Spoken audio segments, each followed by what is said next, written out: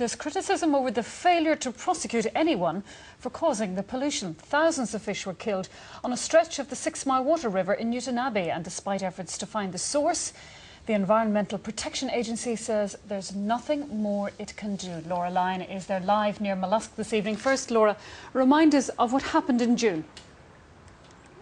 Well, you're right. It's here on the Sixmilewater, which actually flows down to Loch Ney, where back on the 18th of June, 35,000 fish were killed when chemicals got into the water. Now, on top of that, there were also otters, eels and kingfishers that were wiped out. In fact, the only species to survive were snails and worms that were actually at the bottom of the river living in the sediment. Now, it's not only environmental campaigners, but also locals who are absolutely shocked at the scale of the devastation here. As normal in these situations, the Northern Ireland Environment Agency launched an investigation. With that, they were managed to determine that they believed it was insecticide that got into the water, and that happened up at the Mollusk Industrial Estate.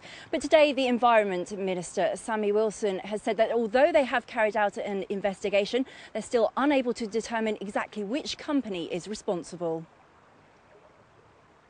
There's no point in taking a case if you don't have the evidence. We have to abide by the same laws of evidence as anyone else would when taking a case to court, but we did all within our powers to accumulate the information which was required, but we didn't get the smoking gun at the end of the day.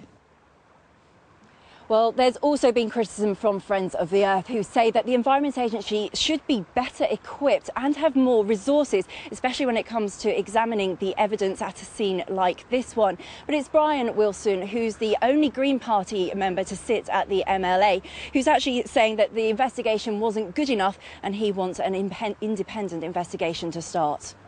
Obviously, something's gone seriously wrong. We would really call for an independent inquiry to find out, has the department got the resources, has it got the expertise? Because really, 35,000 fish killed, the river's dead, and basically no one is getting punished for it. That is totally unacceptable.